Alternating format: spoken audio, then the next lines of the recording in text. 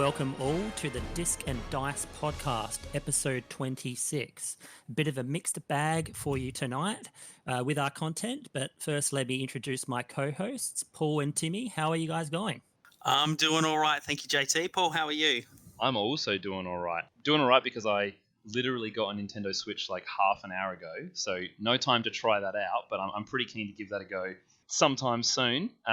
Finally entering the Switch world, which you're firmly in, Timmy. Very much so. And not only that, you have been reaping the Black Friday benefits, and you've ordered yourself a PlayStation as well? Yeah, I really. Or you were trying to? No, I had. Yeah, I've got a PS4 on the way, and a Switch. So yeah, I've got everything now. You know, which is kind of nice when you get to that point where I have all four of the major platforms. So anything that comes out, if it interests me, I can play it. That's super fun. Who needs kids when you've got all these consoles you can buy, right, Timmy? Yeah. Well, like it's funny you mentioned that because Paul's got all of these platforms now, and I have recently changed my living situation. So I've a couple of kids that I take up a lot of my time day to day. But somehow I'm the only one that's been playing any games this between episodes. So it's all on me to carry this one. It's sounding like next episode, Paul, it's gonna be the Paul show. You're gonna have so many new things to talk about. Yeah, I'm hoping so. Anyway, I like that you said you changed your living situation and picked up a couple of kids. It sounds like you rented a new house and they're kind of like, yeah, it's got like built-in wardrobes, ensuite, 2 children, and it's like a feature. Yeah, Or better yet. Yeah. What?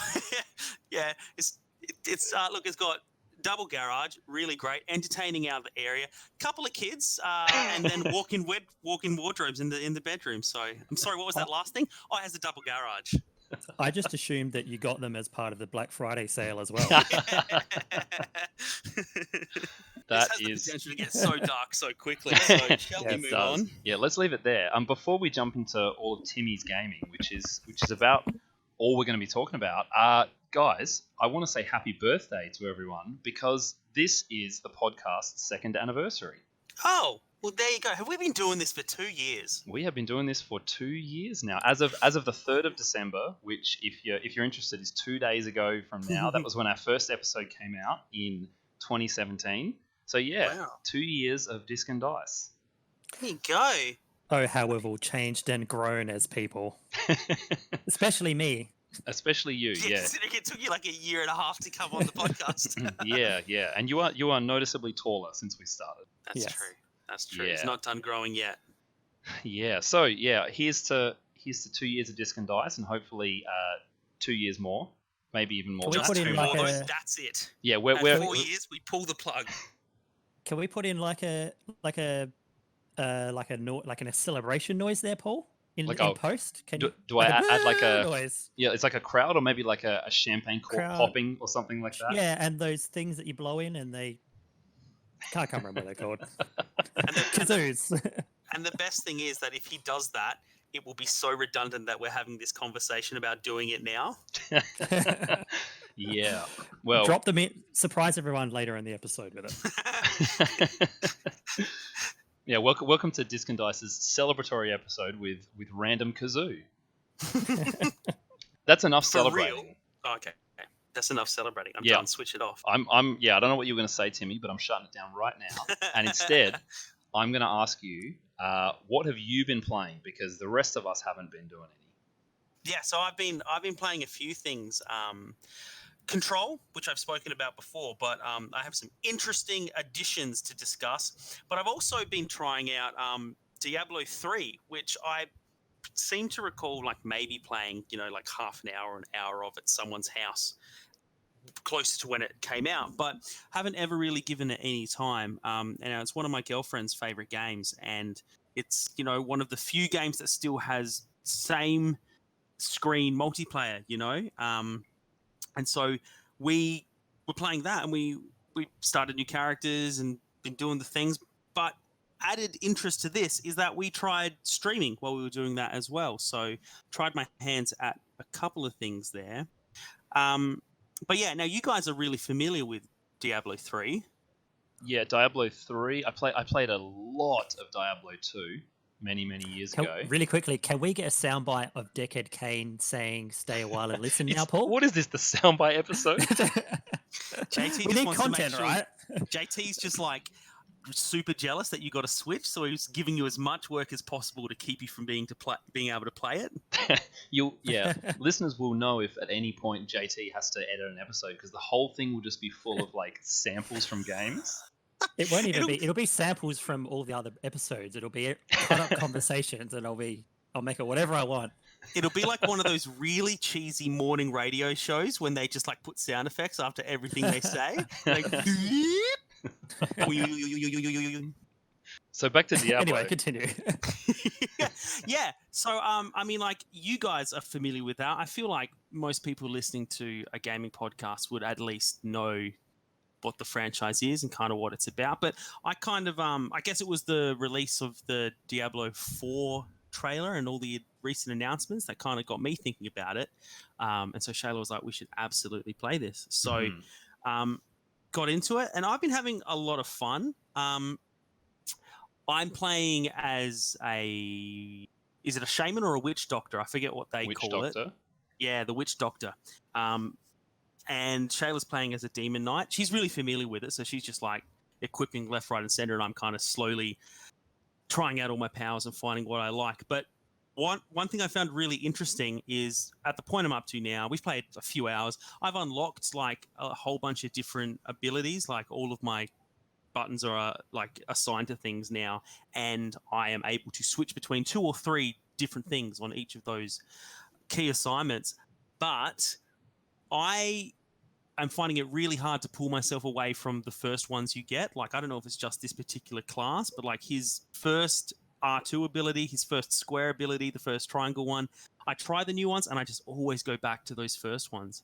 And I wonder if I'm just fearing change in this game, or if, like, you know, there's something to be said for the simplicity of your starting powers that's a bit more satisfying.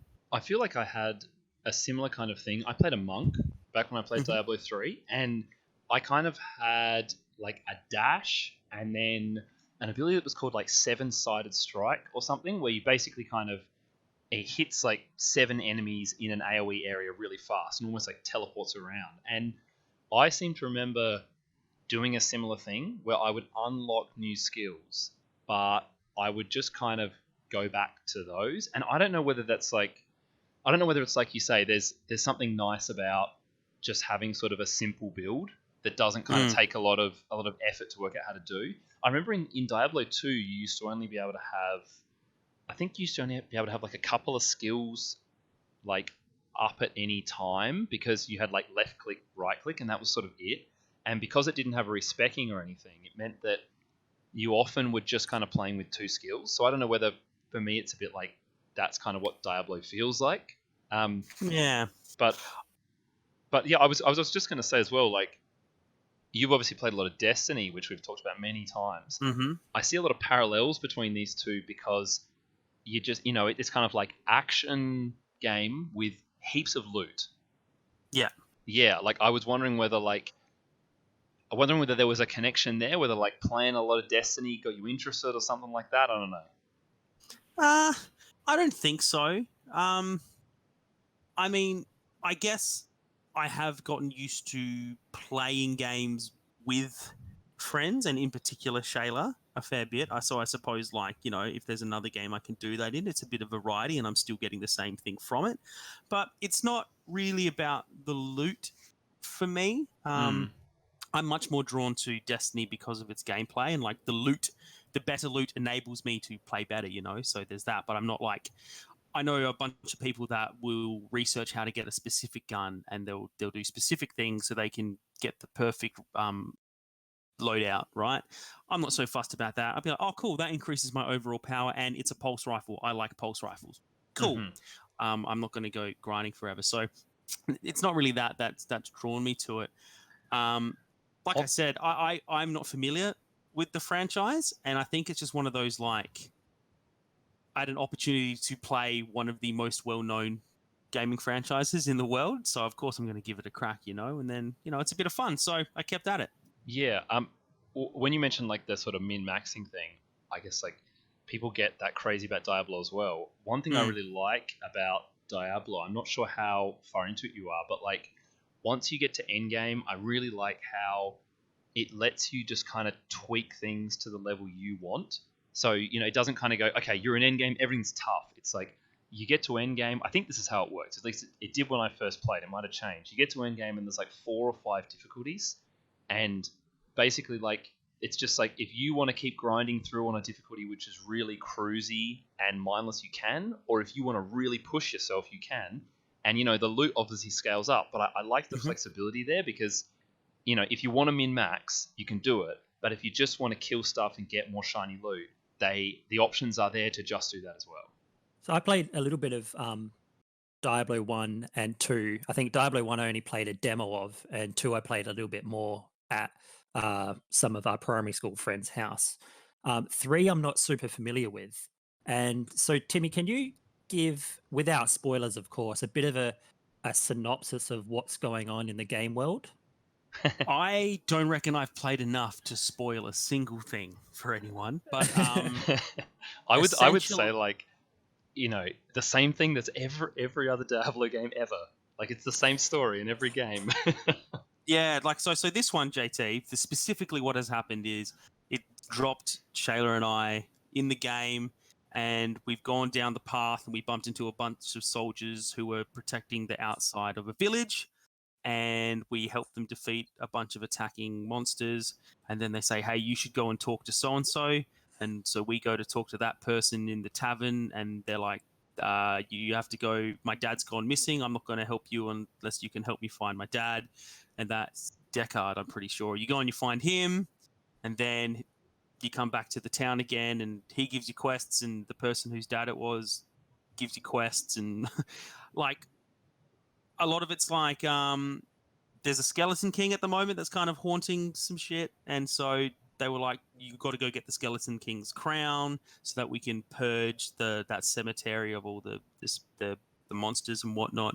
So we go and do that, and it's kind of just like stacking quests at the moment. I like, one thing I will say about Diablo, although I have been really enjoying it, because there's no real, I mean, there's the small cutscene at the start, but everything's kind of in game, and it's just kind of like text popping up on screen, and you can just skip it very easily. And I've found myself not being very patient with that sounds because you can just move around the whole time, and because like all they've got is voice acting, so they put a lot into it. So there's lots of inflection and slow talking and stuff, and I'm just like, tell me what I'm doing in this mission, man. Like, and I just skip a whole bunch of it, So if there's an overarching story, I've kind of glossed over it. I feel very much kind of like a soldier for hire at the moment. I'm just kind of going around helping people out, doing things, getting gold, getting loot.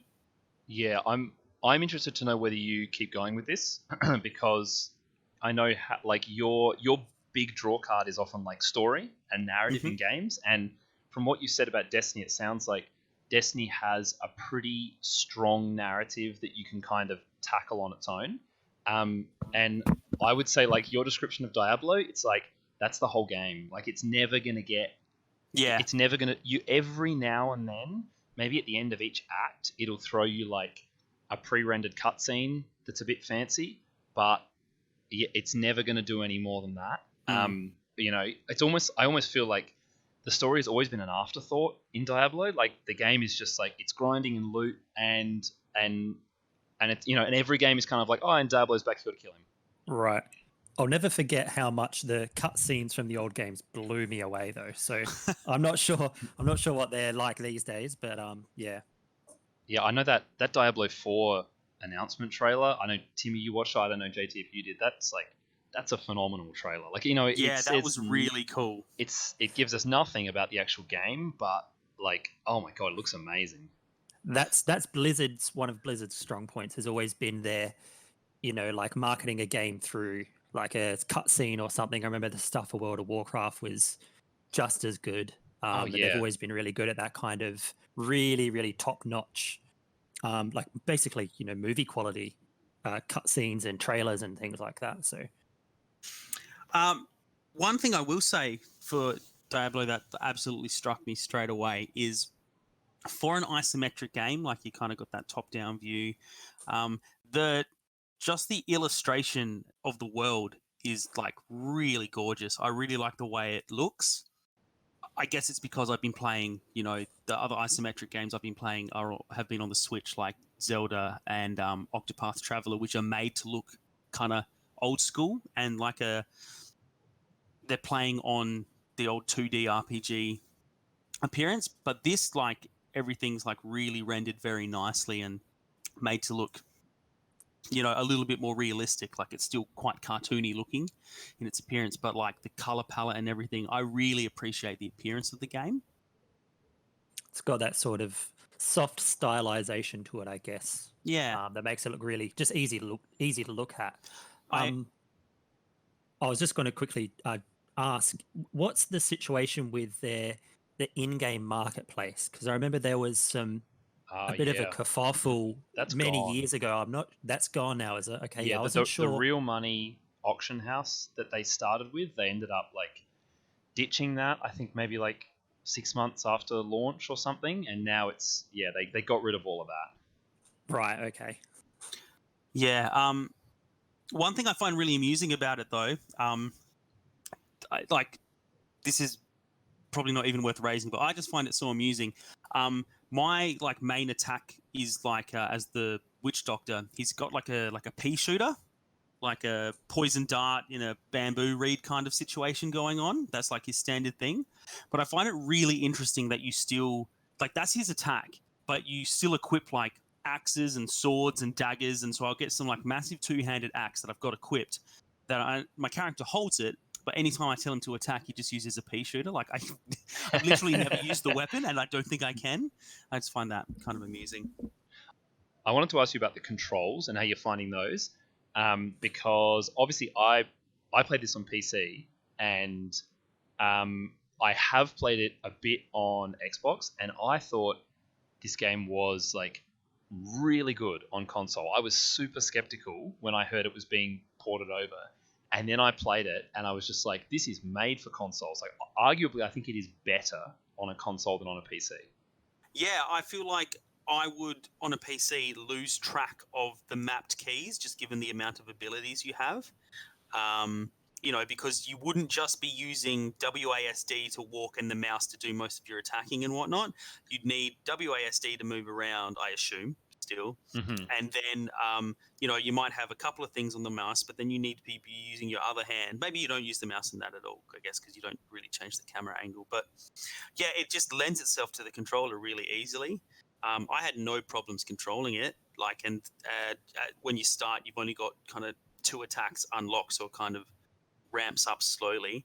I did find that like I would sometimes get if I started tweaking different attacks, I would get them mixed up and start pressing the wrong buttons. But I guess that can happen on PC PC as well. to Old Faithful. Because I kept going back to Old Faithful. Not really a problem. It handled really nicely. No complaints at all. I mean, I can't compare it to PCs, but I felt like it handled really nice. Yeah, I really liked how the analog stick works for sort of, it's like the whole game is like it's like one of those like, what's the menus called? Like the menus you have in like games where you kind of use your analog stick to pick the options. They're called like... Yep. They have a name, and I can't remember what the name is, but it's like the whole game plays like one of those menus. You're just kind of like, you're just pointing with the analog stick. Like I felt like you would need that I would miss having the mouse to individually click on enemies, but I guess the way all of the skills are designed, it just works so well. All you need is a direction. Like, you don't need to set a target. You're just like, I want to fire my thing this way. I want to like dash in this direction. Like I thought it was great. Yeah, you kind of like, because you're playing against hordes so much of the time, and you have ranged attacks and close attacks, but you kind of just like, you gently point yourself in the right direction. It kind of highlights the person nearest your line of sight. Right. And you can kind of just like flick it a little bit to be like, no, I want to go to the person next to him or whatever. It's pretty intuitive, which is nice. The only thing in controlling it that kept tripping me up is because I was playing multiplayer on the same screen, and you're constantly playing hordes of like monsters are coming at you, right, from all directions, and you're running around. I kept ending up looking at the wrong sprite a lot of the time. So I'd be like, man, I am absolutely killing it over here. And Shayla would be like, yeah, me too. I'm look at me, I'm taking out this big guy, and be like, no, I'm taking out the big guy. And then I look up and I'm like, I've been walking into a corner for like the last minute. Just like But yeah, no, I'm really keen to keep playing. I agree with you, Paul. I don't know how long it'll keep my attention in terms of the story, but I think it's an easy game to keep going back to when you're just like, oh, hey, let's just hang out and like do the next couple of things. You know, you don't need to pay too much attention to it to play. So I guess the fact that it not holding your attention with the story doesn't hurt it as much as perhaps some other games. Yeah.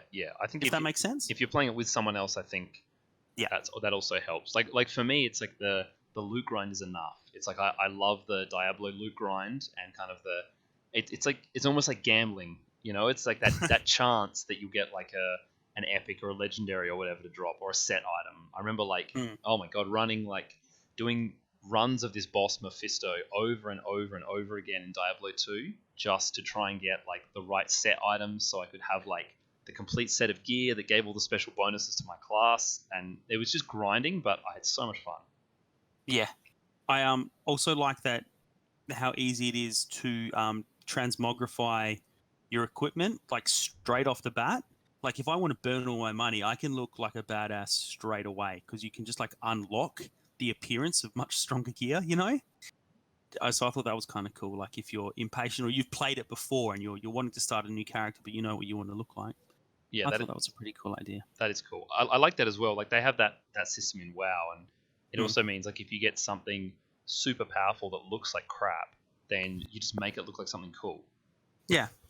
Oh no, I was just going to sort of piggyback on the Diablo talk, and so the two of you seem pretty keen on the Diablo franchise where it is right now. I know Diablo 3 has been out for a while, but can you guys see yourself playing, say, Diablo Immortal, which is the upcoming mobile version of Diablo, or iteration? I'm not sure if it's Diablo 3, but does that Probably not, interest you man. guys? No? Nah, like the kind of games I play on mobile are very much games I can put down whenever I want. Like, and I know that like you can technically put any game down, you know, but I'm talking like if I'm you know sitting in front of a TV show that's only half got my attention, I can play a little puzzle game and do a couple of moves, and then you know swap over to the TV, or like someone sends me a message, I can jump out of it, not like holding it sideways with two hands and moving through this world and having to swipe across the screen. And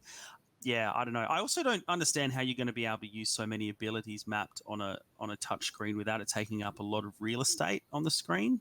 I guess you just have less abilities. I don't know too much about it, but from what I can see, it looks like they've really stripped it back. It's a bit more like there's a dungeon crawler called Dungeon Siege, which is sort of in the same vein as Diablo, but it's much simpler.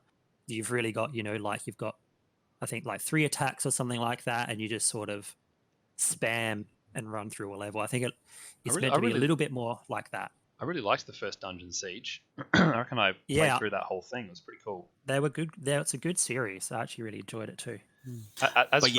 As for Diablo Immortal, like where you guys are pretty much, like I can't see myself playing it for the reasons you said, and also because like I'm kind of I don't know. This is kind of my attitude with a lot of things like this. It's like if I have Diablo on PC, I don't need another Diablo.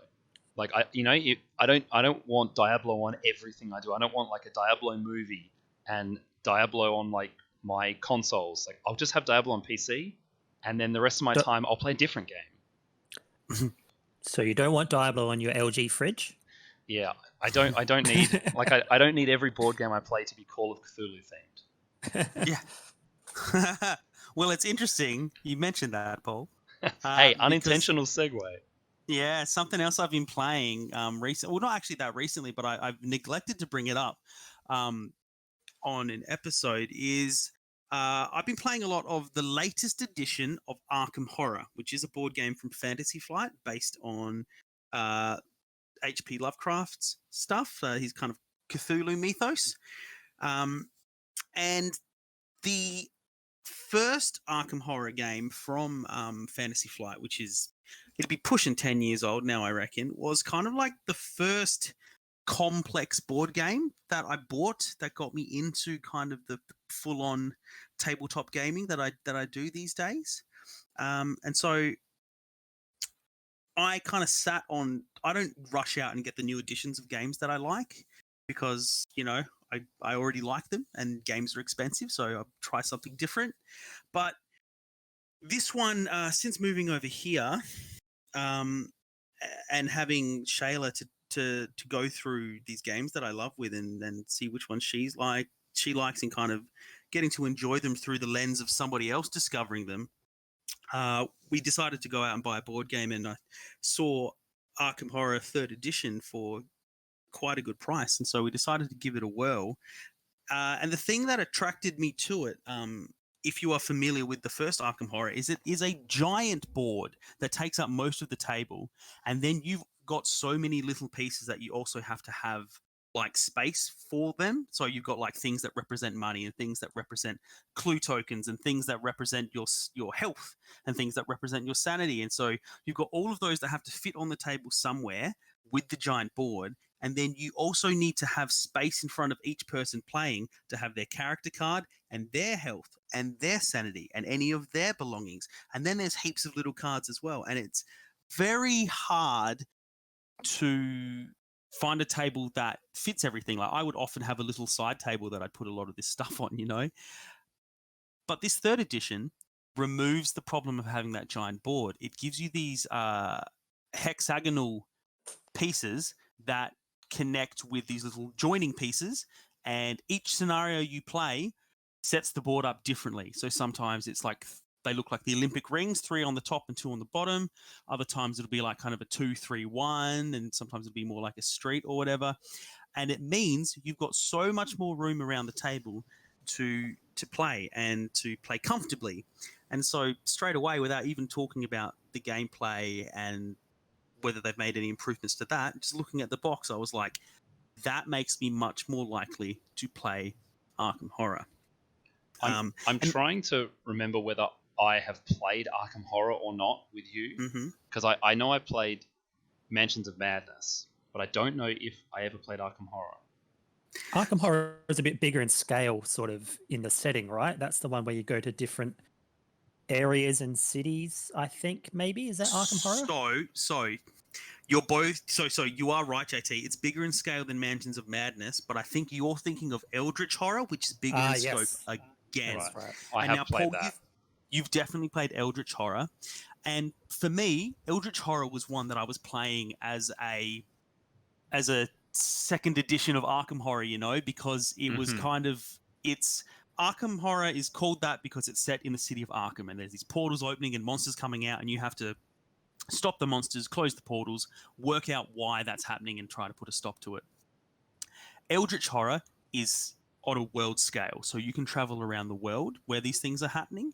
And it's very similar in the style. There are a few tweaks to the gameplay, and because it came out a good 5-6 years after, they sped up a lot of the stuff that slowed Arkham Horror down and made it a lot of improvements. And so it was good for that. Arkham Horror 3rd edition is an improvement on that once again.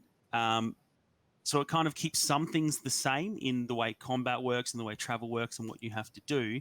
But again, taking the learnings from Eldritch Horror and the original Arkham and making it a lot more interesting again. And for anyone who's interested, the game that Paul mentioned, Mansions of Madness, is set in one house, building, mansion area of Arkham City. So you're in like a big mansion or a laboratory or something, and you're trying to solve a mystery specific to that area. So right, there's a lot of backstory for the suite of Lovecraft games by Fantasy Flight. Thank you for sticking with us. Now, bear with me here as I try and get my head around this, because Mansions of Madness was kind of asymmetrical. It's like one player plays as like the haunted house and everyone else is playing against them. But Eldritch Horror, you're kind of playing, it's a cooperative game, and you're trying to beat like the game that you're playing against. Which one of these is Arkham Horror? Arkham Horror is the latter. So you set your ancient one or your scenario, and you are all playing to solve that scenario.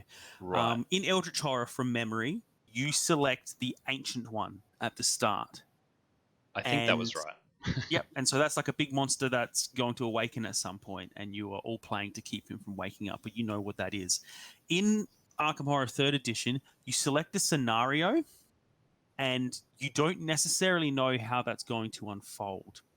And now, I don't remember the Arkham that I had originally with crystal clarity, but I'm pretty sure what I'm about to describe is new for this, because you have this whole deck, which is kind of like a story deck, and it sets you one objective at the start of the game. And I took this for the whole objective of the scenario we were playing. It was like, every time you do this, you put a little token on this story card, but every time this happens to you, you put this different token on there. And depending on which you get 3 tokens of, or 2 tokens, whatever that card says first, you take a different story card, and they're all numbered. So it goes, if there are 3 elder signs on here, take story card 4. But if there are 5, I forget what the pieces are called, like a negative thing on there, then you take story card 6 instead. And it moves the story in different ways, in different places. So it's kind of like, if you listen to our Thornwatch episode, it can kind of, you satisfy an objective, and it takes you to a new kind of scenario. Right. It not an entire scenario, but like, it takes long enough to do these things that you really feel like you have completed something by the time you get there, or you don't, and then it moves the story to a new place. And all the time, different things are happening around the board. So it's got, you're managing your character's health and making sure everyone's healthy. Every time it becomes a new day, you have different status effects. So maybe you can't use certain kinds of items, or maybe at the end of the day, everyone needs to have this, or something bad happens. But then all the while, you're trying to satisfy this story condition without necessarily knowing where you're headed. And the rules specifically say at the start, they say, the game will open and it will tell you where mysterious things are happening. It won't necessarily tell you what you need to do or how to solve the problem. It'll just tell you where to start looking. Because one of the things that Arkham Horror does that sets it apart from Eldritch Horror or Mansions of Madness is the way you, at the end of each round, depending on where you are, you pull a card for the corresponding neighborhood, and you read an event that happens on the location you are within that neighborhood. So it's all kind of split up into neighborhoods, and then each neighborhood has like 3 things. It might be a shop, a school, a library, or a police station and a museum and a park, or something like that. And you pull the card, and it gives you options. And if you are in a place where this scenario has sent you to, you might get something that is specific to the story. Otherwise, you'll just get some weird going on that might get you an item, or it might, potentially affect your sanity and stuff like that. So it reacts to where you go, and you can go somewhere specifically because you want a certain kind of thing, or because the story dictates you go there. So it's got a massive amount of replayability. And in this one scenario alone, Shayla and I have not been able to lick it yet. We haven't gotten very far in it at all. But it's interesting enough that the first time we did it and we got absolutely wiped, we straight away was like, all right, we know what we're doing now. Let's go. Let's do this straight away again. I really like the sound of that. The like objectives that change as you kind of complete each one. Do you have? Is there kind of like an end objective that ends the game that you know at the start, or like how does the game end then if these objectives are kind of drawn randomly? Cool. They're not drawn at random. Okay. It's not random. Like, your scenario tells you which cards at the start in the setup, which cards to put into the game. And it's very intentionally, it's not just going, if there's 3 things on this, take story card 3, and that's just a random thing. This story card is telling me to go there specifically because that is the way this story goes. If I was to do another scenario, I probably wouldn't end up being directed to go to that same story card. I might start on a similar one because they're quite basic, but as they get more complex. So it's not randomized like that. Right. It is like Mansions of Madness in that you can see that there's some weird going on and you have to solve a mystery, but you don't necessarily know what that is at the start of the game. It will be revealed as you play it, and it's up to you to investigate the right things and go to the right places to get the information you need to uncover that mystery. Right. And so once you finish the scenario that you were trying now, I'm a little bit confused now. Does that mean if you play it again, you'll kind of know where it's going, or is there variation within that scenario that you could play the same scenario and still get like a different objective? Okay, so there is variation, but it's limited, right? Mm-hmm. Again, I haven't gotten all the way through this first scenario yet. Right. But the way it looks to me is if you have played the scenario twice and the first time you failed the first objective and the next time you succeeded the first objective, you will have seen both possible options for that to branch off to.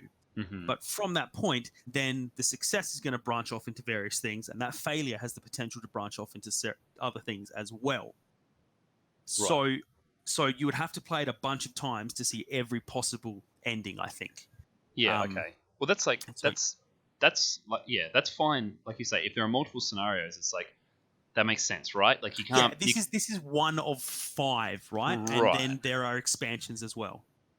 And I suppose, given the scope of the game and how often people kind of can play games like this, if you've managed to finish all 5 scenarios, and I seriously doubt you're going to do all 5 on the first go, I think that you have gotten absolutely your money's worth out of this game in playing it, because it is such a big game, such a long game.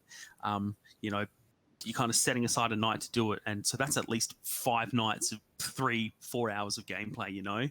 That's your money's worth, so you can hardly complain about that it's not completely randomized and completely infinitely replayable.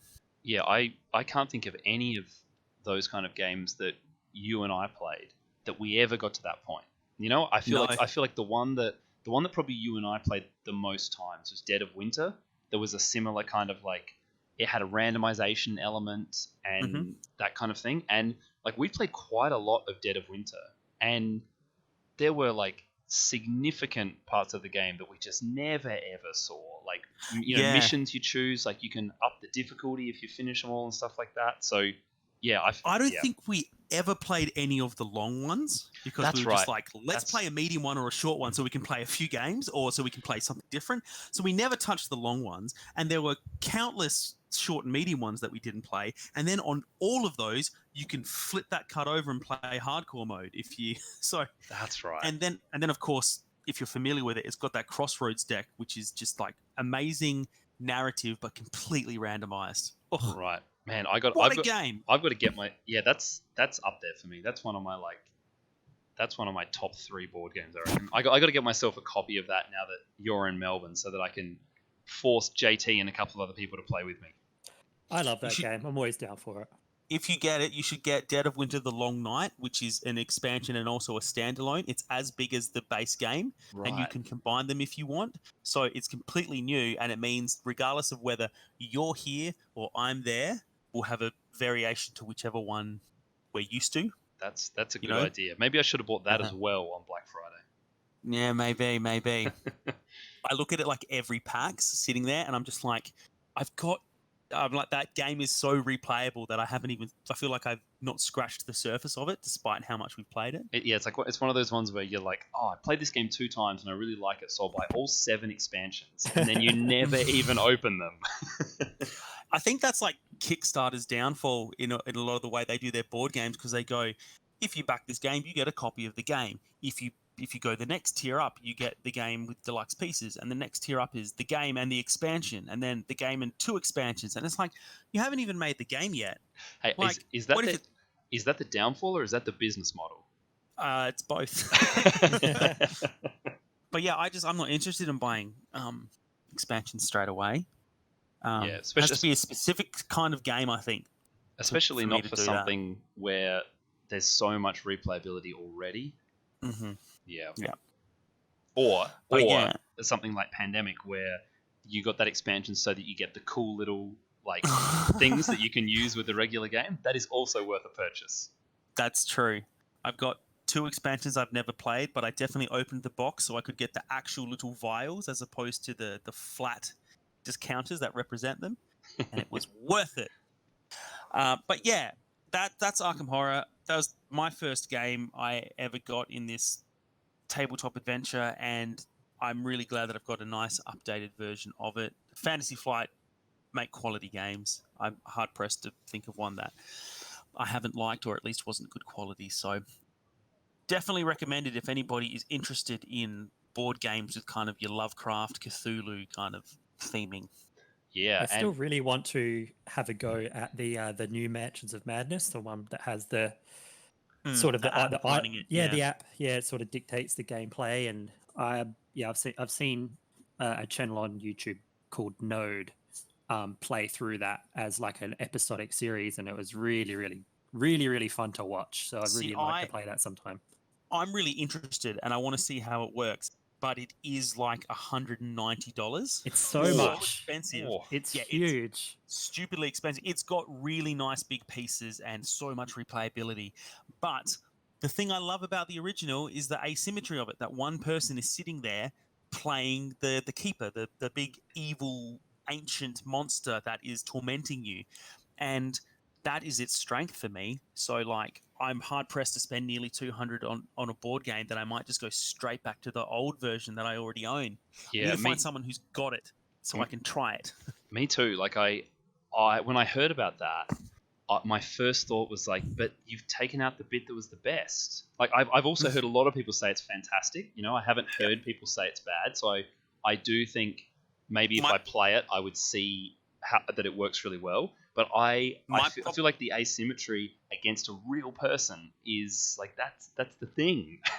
Yeah, my problem is all the people I know who say it's really good haven't played the first version. So okay. Where's the comparison? But you guys over there, our friend Villa has got it, so hit him up. Yeah, I remember him saying that it was really good, and I'm guessing he surely would have played the first one. He's a gamey boy. He is a gaming boy. Now, right. speaking so of, we've hit our dice quotient for this episode, I think. Yeah, and I was going to say, speaking of, well, you're talking about Cthulhu stuff and horror and all kinds of weird, unexplained stuff. Timmy, you have just about finished up Control, which has lots of unexplained things. Yeah, I'm on the home stretch, and I have been like wanting to swing back around and talk about this game the last couple of episodes, but because I'd already spoken about it, I didn't want to take up valuable other time while there were new stuff we'd play, but we got a little bit of space here, so I wanted to talk about my ongoing experience with Control. Can I just quickly ask you, does it all make sense in the end? Yes. Look, it's pretty trippy. It makes as much sense as kind of like, I suppose, like Twin Peaks ends up making, like the big plot points. You go, oh, because this and because this and because this. But there's lots of weird stuff along the way that you go, that is trippy. And I'm not really sure what the rational explanation for that is, but it doesn't affect my understanding of the main story. If that makes sense. It's such a Remedy game, you guys. Like I think I mentioned last time, coming across the Easter eggs for Alan Wake and whatnot. There was a beautiful part kind of like 3/4 of the way through, kind of in the lead up to the final stretch, where you're in what they call the ashtray maze, and you're in like this hotel that is changing its blueprint around you. You walk through it and walls behind you close and you can't go back and stuff, and the whole thing goes nuts.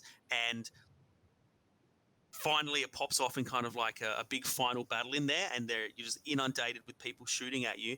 And at that point they dropped in a song by Poets of the Fall, who had a song in Alan Wake in which they were a fictional band called the Old Gods of Asgard, but it was just a Poets of the Fall song.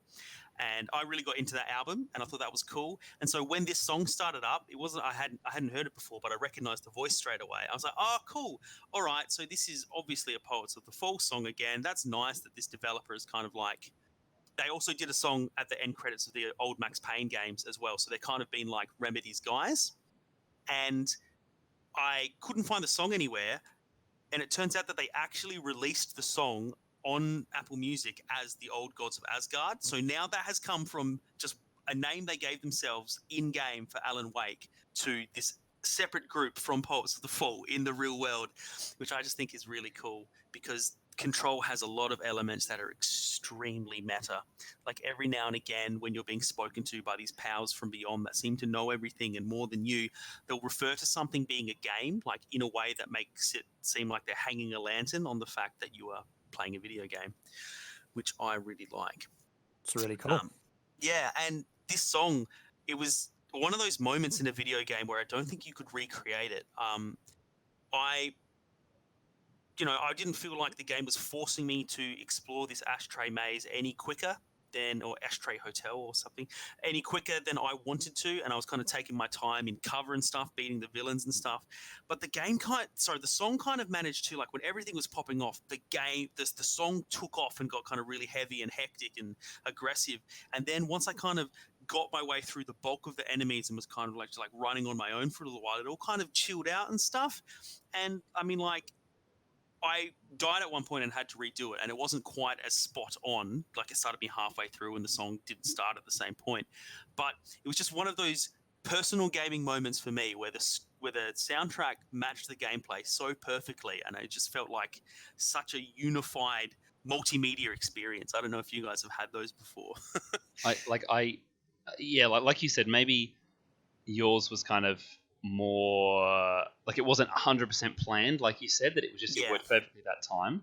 I there's a specific moment in Witcher 3 which I won't give any details because of spoilers.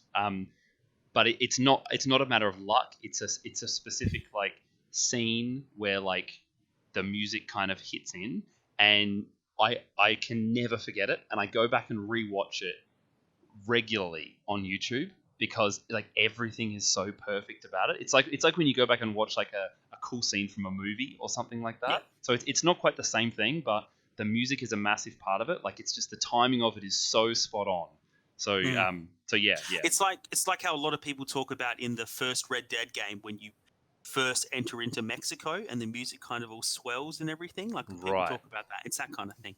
Yeah. And in fact, there's a moment like this for me in Red Dead 2 that is so close to the end that I cannot talk about it with you, Paul, until you play the game. But it's the thing that seemed like a glitch to me in something that bugged me in every other part of the game. But when it happened at this moment, it was so perfect. And I was just like, oof, that's so good. That means nothing to anybody. But if you have played Red Dead and you want to know what I'm talking about, hit me up on Twitter and I'll tell you. Yeah, look, don't email the podcast because I'll read that and it'll spoil it for me. Back to Control.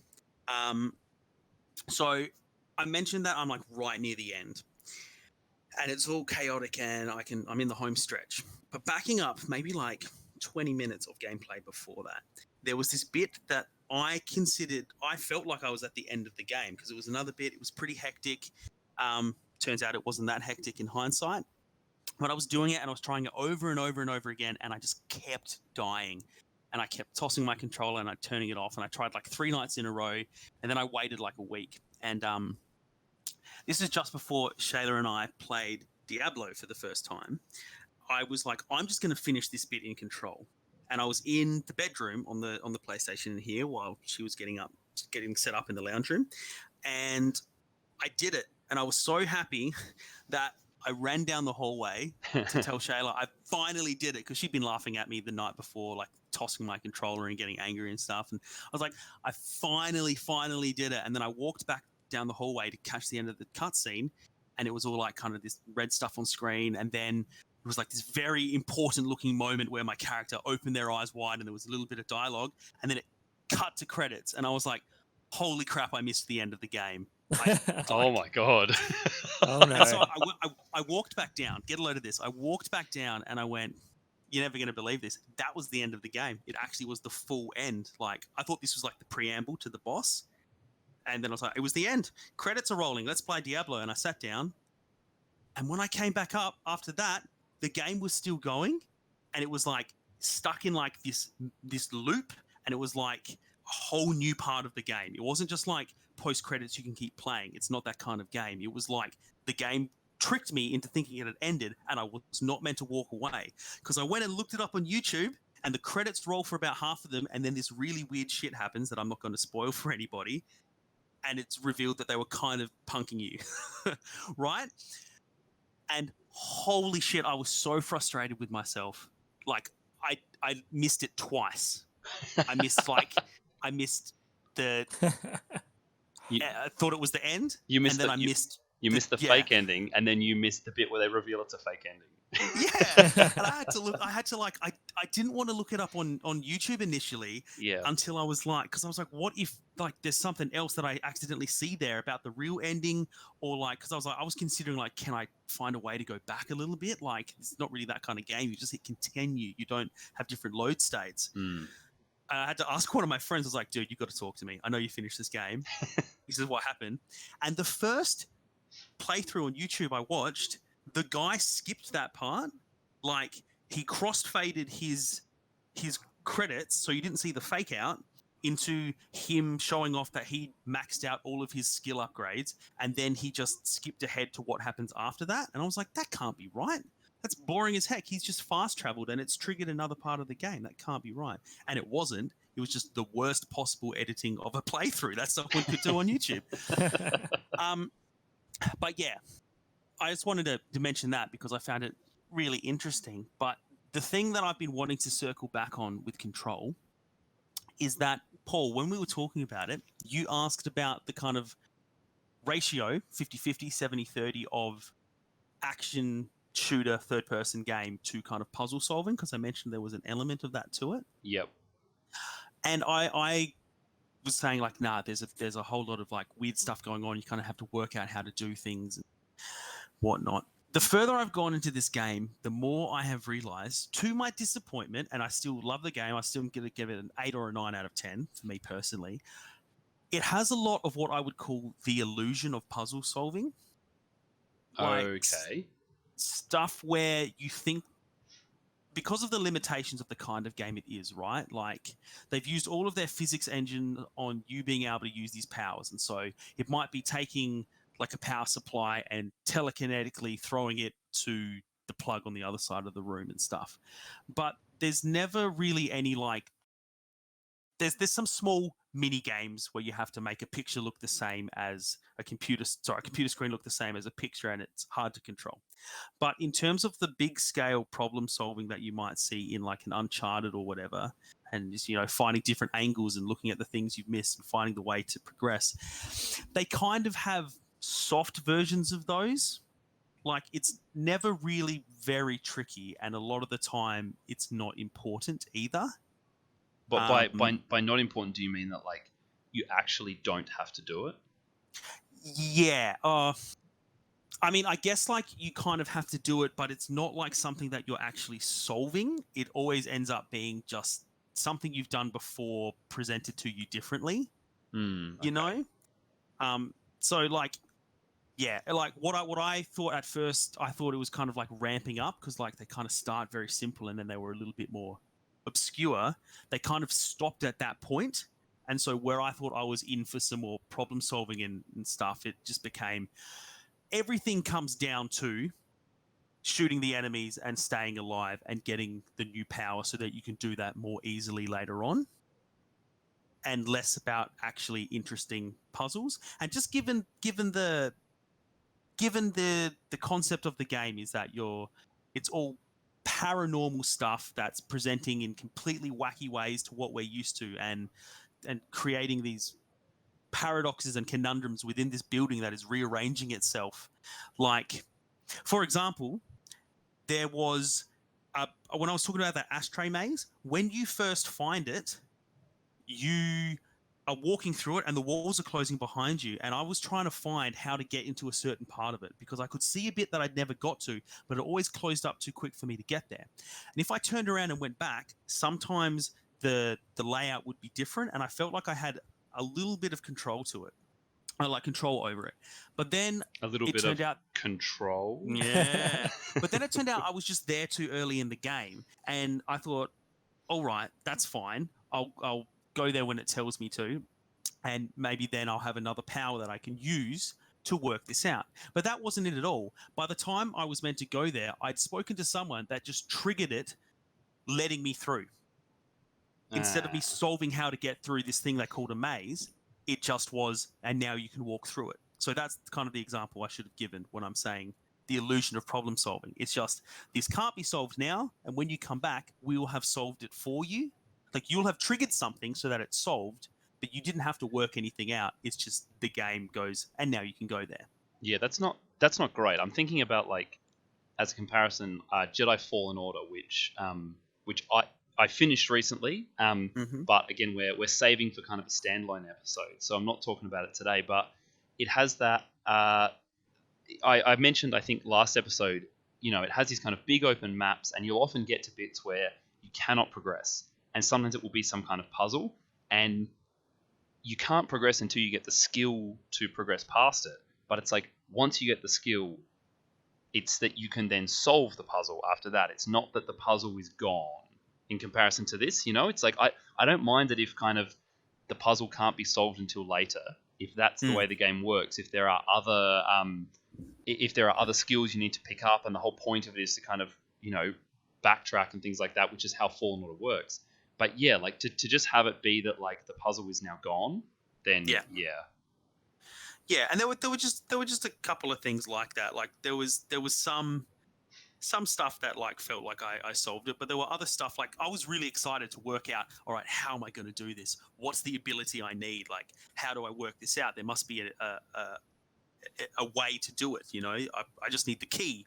I just need to work it out, and then I can do it myself. And then it was just, I had to speak to a certain character, and he said, here you go, now you can go to that place, and it was done.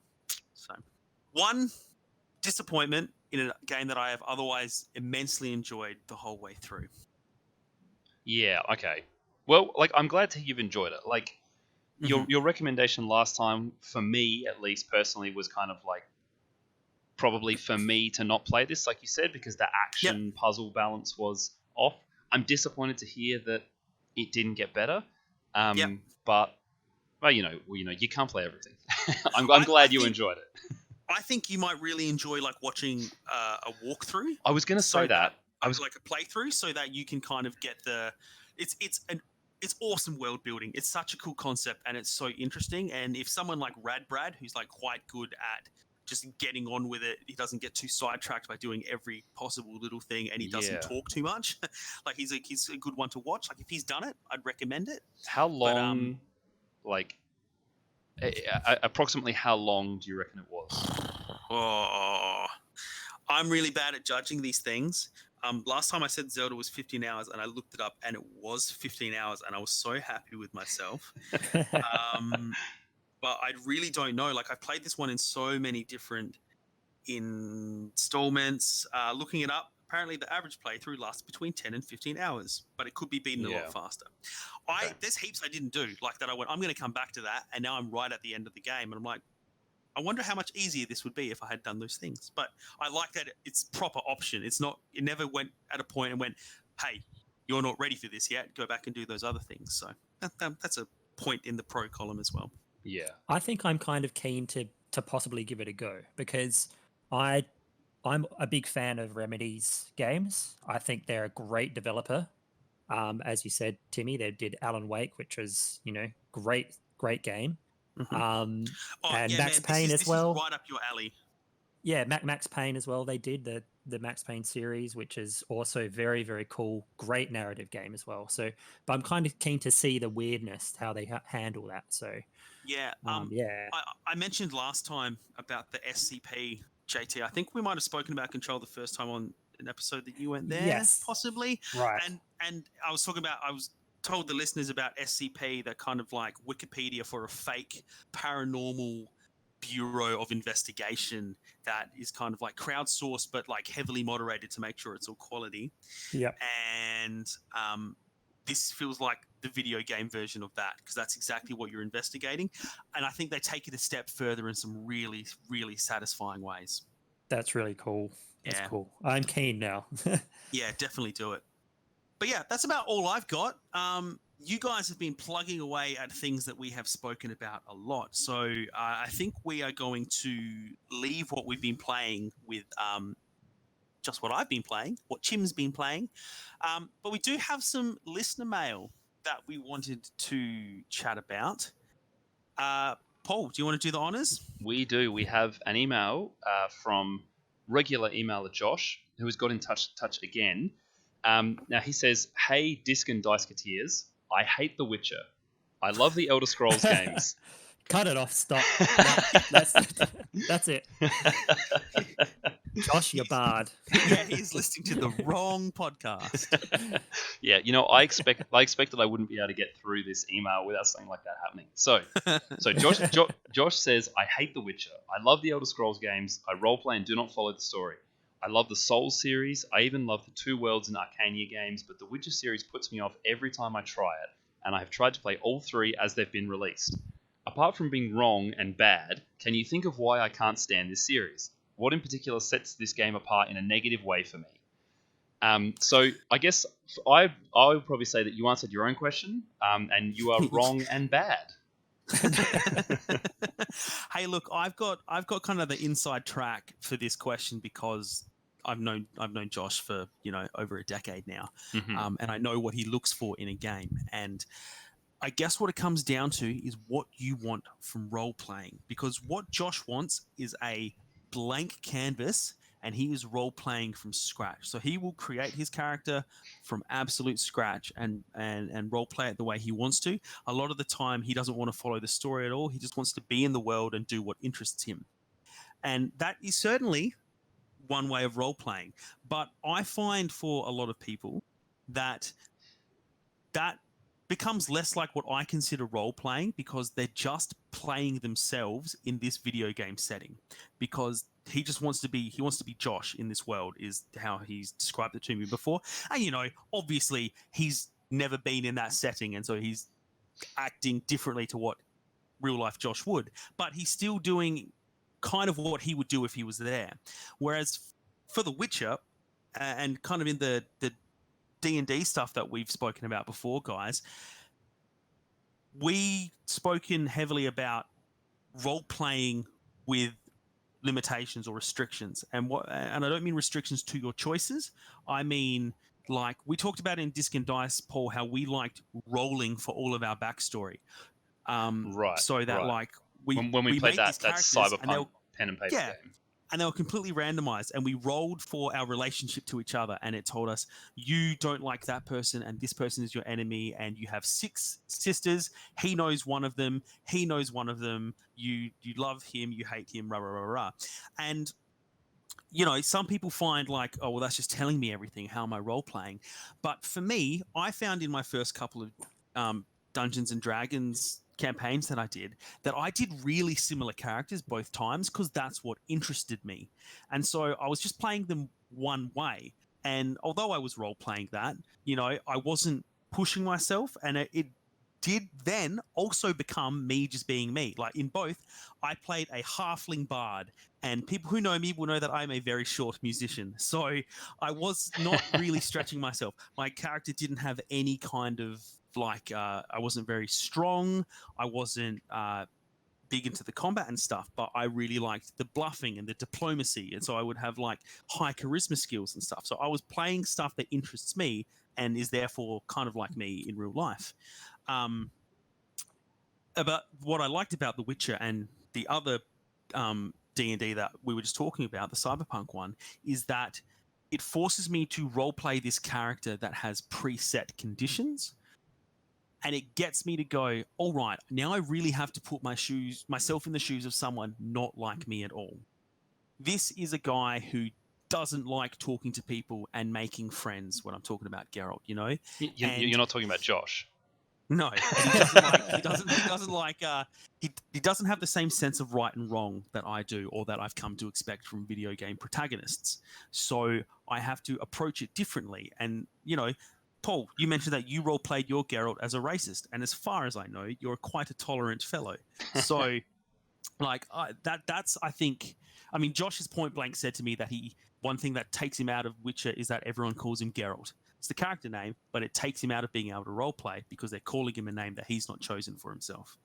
Yeah. See, just as a disclaimer there, I just want to point out to people who haven't played The Witcher that when I role-play my Geralt as a racist, that is one of 2 options The Witcher gives you in terms of how to play Geralt. So,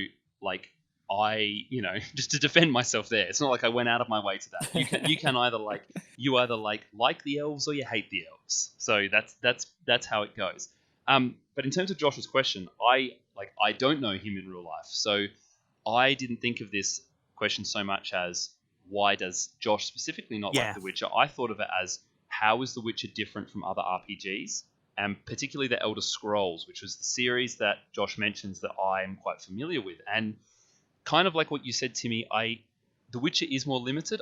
Like, I think I'd straight up say there are just less options for role playing in The Witcher, and I don't just mean in terms of like kind of like character creation, but I also think for me, part of an RPG is customizing skills and how you deal with combat, and The Witcher is just more limited than that because there are mages in the world of The Witcher, but you cannot play as a mage. No matter how you choose to set up Geralt, whether you focus on signs or alchemy or swords, he is a melee character. That's the only option there. So I guess, if those are the aspects of an RPG that you are really looking for, you're not going to get that from The Witcher. Which, that's a really good point. Like we've said, like for you and I guess we just you just buy into what he is. It's like, this is what Geralt is, and I have customization within those boundaries, but there's nothing more than that. I mean, it's the title of the game, right? It'd hardly be like that's The true. Witcher, and but you don't play have as a to mage. That'd be amazing. That is amazing. Well, this is the thing, actually. This is another thing I thought of. The Witcher ? This was another thing I actually thought of is Josh mentions in his email that he plays the Elder Scrolls games, but he role plays and doesn't follow the story.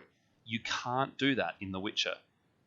It's impossible. Like you can ignore the story as much as you want, but you will almost always trigger it in some way by going back to a certain city, and then you've accidentally triggered the next phase of the game. Yeah. And there are certain areas of the game, like especially if we're talking about Witcher 1 and 2, you literally can't progress the game without doing the story. If we're talking about Witcher 3, it is more open, but there are still limitations there. There are parts of the game that you just don't get. And if we're comparing this to Elder Scrolls, like I played Morrowind and Skyrim for hundreds of hours, and I never did the main quest in those games. And the game never punishes you for that. It never says like, oh, you got to go back and do this to get this thing. It just lets you do that. And we've talked about open worlds before on here, and I love The Witcher's open world, but I maintain that it is not as open as a Bethesda open world, because the world, you cannot interact with it on the same level. You can walk into people's houses and maybe you can pick up like some nothing items that you can sell from their like crates in their house. But if you want to play a Bethesda game and focus specifically on looting, whether it's to make money or for crafting or for like stealing and being a thief, those are like viable options within the world. Whereas like it's not with Witcher. The world is fantastic, but I think the world is not fantastic on that tiny granular level. It's almost like the whole picture as it comes together is what makes that game. And I really like Elder Scrolls and The Witcher. So I'm sort of, I don't see one as being better than the other. I think they're just kind of different takes on the same kind of thing. And just like as a last point on this, I think that for me, the role-playing thing about The Witcher that stands out the most is how you role-play the story of the game. So not role-playing necessarily who Geralt is or how Geralt does combat, but the choices that Geralt makes along the way in the story. That's the thing that really did it for me. Like, I bought into the characters, I bought into the setting, and I wanted to be a part of that as Geralt. And I guess if you don't like the setting, I guess if you don't like Geralt, and I guess if you are looking for more options for role playing than The Witcher offers, then like I don't think it's the game for you. For me, I find it really, really difficult to even compare hard open world games like the Elder Scrolls series to games like The Witcher. For me, they are, even though on the very, very surface level, they've got that high fantasy sort of setting, probably Elder Scrolls series a little bit more. But for me, under that, they're not really comparable. They're not really anywhere close to being the same game apart from some thematic things. And on top of that, I would almost say that The Witcher is really not a role-playing game. I mean, you've got stats and things like that where you can spend your points, and you can do things like how you choose to role-play Geralt.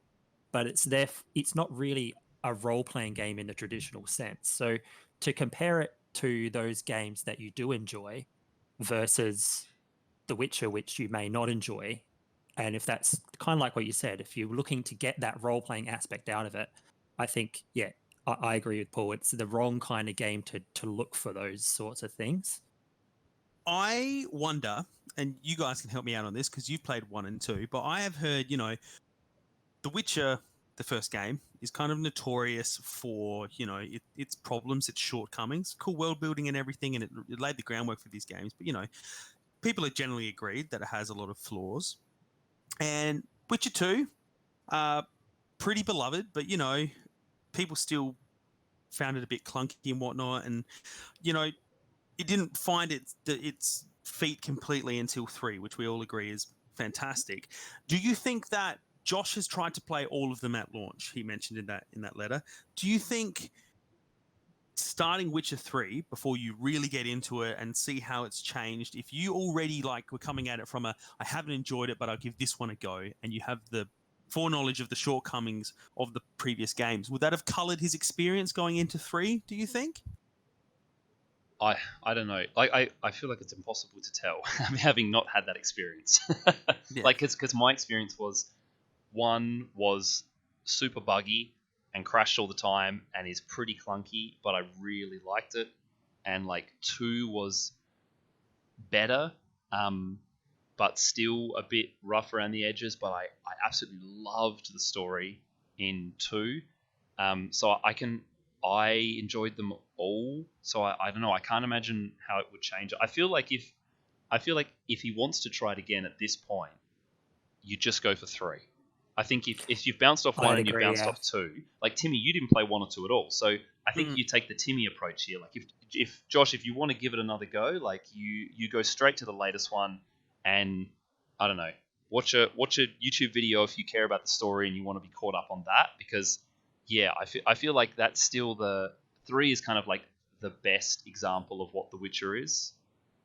Especially the expansions as well. If you can slug it out for the main story, and I really don't think you're going to see this slug. If you've had trouble getting past just the initial moments, I think once you get past that, you will sort of naturally learn to sort of love the game. That's I really believe that. But the expansions are something else as well. The Blood and Wine expansion especially is one of the best expansions I've ever played, or additions to a base game I've ever played out of any game. It's beautiful. The story is great.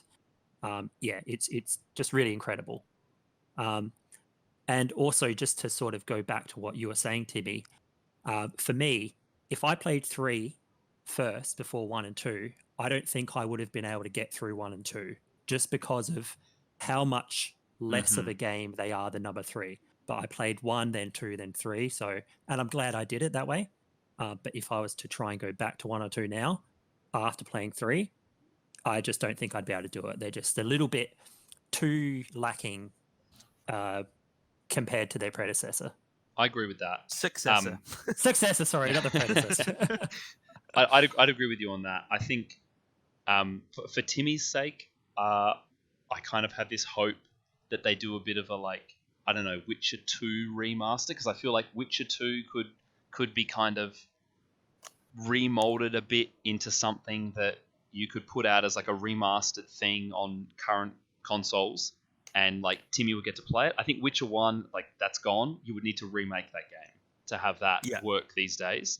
But yeah, I do kind of hold out hope for a Witcher 2 remaster specifically for you, Timmy, because I think that game's fantastic, and if they ironed out some of the flaws in it, I think it still looks good. If they just gave it, I don't know, a bit of a whatever they do when they they remaster a game and they just make it look a bit better. Do that. Do the look a bit better thing. Yeah. Just tick the Just, box. Tick the cool look better filter. box. The cool. Yeah, exactly. That's what I'm looking for. Pull in the Link's Awakening team. Yeah, just give Witcher 2 the isometric Game Boy treatment. Alrighty, so you know what? We spoke that out. I'm feeling better about it. Josh, you can continue listening to the podcast. You have our permission. If you want to give Witcher another try, you also have our full support. Yeah, and also we want to thank you for giving us the platform to talk about The Witcher at length, which we always like to do. So thanks. Yeah. We're grateful that the person who hates The Witcher gave us the chance to do that again. That's it. I hate The Witcher. Well, buckle in, mate. Feel free to keep hating it. All right, guys, here is your opportunity. I have spoken so much this episode about all the things I've been playing, but now we're going to talk about what we're going to play. Paul, you just got so much stuff. Talk us through it. What's happening? So you could say I paid the money for so much stuff, but I don't have it all yet. So I have the Switch. The PS4 is on the way, but that's probably still a couple of weeks off. Depends when Amazon get their shit together and send it to me. So I think by next episode it will just be the Switch. So I'm definitely going to put some time into Pokemon. I picked up Pokemon... Timmy, which Pokemon did I get? You got Sword. I got Sword, yeah. Because I chose by messaging you and asking which one you're going to get, and I just bought the other one. So, yeah, I've got Pokemon Sword. And then I got Mario Kart 8 with the console as well. So I will probably give those a go. But yeah, the PS4 is probably not going to be here in time for next episode. But okay. I'm kind of hoping that I can wrangle JT into some Project Zomboid, which we've talked about before. Always. But yeah, I've been having a real good time playing some of that again, and I've kind of got this. I've got this real urge to have a long-term game of Zomboid because we've sort of played it so many times, but we always kind of restart. It's the kind of game where that initial... It's like Minecraft. But it's exactly like that, where that initial beginning the game loop is so good. The starting with nothing, and then okay, I have to find a weapon, I have to find food, I have to find shelter. That initial thing is so enjoyable that it's fun to just restart and do it again with a different situation. We haven't even experienced the game. We haven't even played it until the power goes out, and right, we have to grow our own food and whatnot. Right, Can't live off ice cream. Those are some of the things. Yeah, exactly. I want the power to go out. I want the water to go out. You can get to winter and it snows and the temperature drops, and you have to take that into account. And it's I tend to choose carpentry whenever we start a new game because it's useful to be able to pull furniture apart and build a couple of little boxes and things like that. And I've been playing a bit recently, and there's all the carpentry options, and I've been looking at them, and I feel like you could basically build a house with all of the carpentry options. Yeah. And I've JT, you and I were talking just off mic the other day about how fun it would be to have a cabin in the woods in Project Zomboid. And yes, I want to have one of those, like I said, long-term games where we see all these features that the game has, and perhaps where we do something like that. So I'm pretty keen to get something like that going. But it's always more fun with friends. So yeah, it is. Yeah, so that's what I'm planning on playing. JT, what about you? Apart from Project Zomboid with me? Well, yeah. So obviously that one. You've basically locked that one in now. I'm a bit of a wet towel with this one, or I'm going to be, because I'm going to be continuing to play Star Wars: The Old Republic online. Sort of slowly making my way through the expansions that they've released over the years. So always keen to have a little update on that in every episode, but obviously we can't really center something around that. It would be very boring. Apart from that, I think I will be playing Mario Kart 8 on the Switch as well. Hopefully Paul can bring his Switch around sometime. I reckon we can manage that. It looks pretty portable. Yeah, well, that's sort of what I'll be looking to play. I mean, there's not too much more. I've in the past I've said some games that I've been keen to try, but time forbids, unfortunately. Well, as is probably a surprise to nobody, I am going to knock out the very end of Control. I'm right there. I can basically see the end of the game. I nearly got there last night, but then I fell to my death, and I was so frustrated with myself for dying in such a silly way that I turned it off completely. But I'll knock that out. And then the next thing I want to do is I picked up Anthem for $4 for PS4. So this is a game. You know, it came out this year. Like, it came out in 2019. Like, You know what? When you sent us that picture of Anthem for $4, you told me that was the normal price, and I was like, surely it can't be. And I was gonna buy Spider-Man for my newly purchased PS4, and it was like $24 or something, and I didn't buy it. And then I went to buy it today, and obviously that was a Black Friday sale, and it's back up to like $50. And I was really annoyed, and then I was like, I bet Anthem is back up to the normal price after Timmy got it. And I go and check, still $4. yeah, it's $4 on PS4, on Xbox, and on PC. So, you know, they're doing Anthem 2.0, kind of the big relaunch in like a year or something next year. So, you know, $4 investment just in case the game gets good. But, you know. So they're basically just saying like, all right, guys, forget everything that happened. We're starting for realsies now. Is that basically what they're doing? Oh, dude, it's so depressing. Like, you open the box, I've got it here, and it's got this big thing in there, so full of hope. It says, "Welcome to Anthem. Our mission at BioWare is to create worlds of adventure, conflict, and companionship that inspire you to become the hero of your story. This is your invitation to that adventure, to come and explore this new world, get to know its people, enjoy it with your friends, and forge many stories of your own."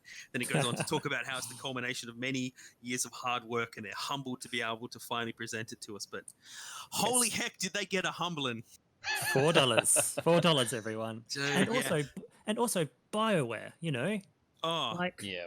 What happened, man? What happened? There's a really, really good Kotaku article about how what went wrong with Anthem started with Mass Effect, Andromeda, and all of that, and just the way that company was run. Like, it was kind of like they got out these really respected games that everybody loved, but they were all kind of like flukes. Like, the way they ran their business was so horrible that they had this thing that they called like the BioWare magic or something that they would talk about in the business, and it was just kind of like, just keep going, we'll get it done by the release date, and they just always trusted that they would, and they'd managed to do that a few times in a row, but it's just like, you can't hold out like that. They never fixed their problems. They just kept going, oh, well, we always get there in the end, so it can't be that bad. But It's a really good article. It talks about like how a lot of people look at it and go, well, it must have been EA, and there is certainly some stuff to support that. Like, one of the big things in this game is flying, and they basically weren't going to do it until they showed the game as they had it to the EA boss, and the EA boss was like, what is this? This is nothing. There's nothing special about this game. And, you know, who knows what the game was at that point. He just wanted something spectacular, and so they made flying very basic just so they could show it to him, and he was like, yep, that's the game, and it has to have that. So, you know, it's an interesting look in the way games are developed when you have competing interests, you know. It's a great article, and it's like, it really kind of like apportions the blame quite evenly. Like, it's not sort of, you know, evil EA not trying to ruined this excuse game. BioWare, yeah, it's like there's just a lot of problems. Like, can't recommend it enough. It's quite a long read, but it's like it's proper games journalism. Like, it's not just like reporting some news headlines. It's good stuff. It's really good. But yeah, $4. I'll give it a crack. Like, that game's definitely going to be worth $4, right? Like, I mean, like, I paid more for mobile games that I played twice and uninstalled. So, you know, I guess we'll find out in 2 weeks' time. That's it. That's it. But yeah, all right, guys. So, listeners, you have learned that you can start a letter by insulting the very core of this podcast, and we will still read it out and discuss it seriously for you. So, if that's something you feel like doing, we are at discanddice@gmail.com, or you can tweet at us at Disc and Dice. And if you search up Disc and Dice on Facebook, you will find us there. also, we'd love to hear from you, so feel free to get in touch. But that's going to about do it for us. So, Paul, JT, thank you both for joining me once again. Thanks for having me. We're going to do this again. We talked about this at the end of last episode, how like we keep thanking each other for having each other. But, yeah, like, that's we're all right. here every week. Yes. I'm- But you know what? I can't think of a better way to end the podcast, so screw it. I'm just going to say thanks and come back in another couple of weeks for some more games. Games. Games.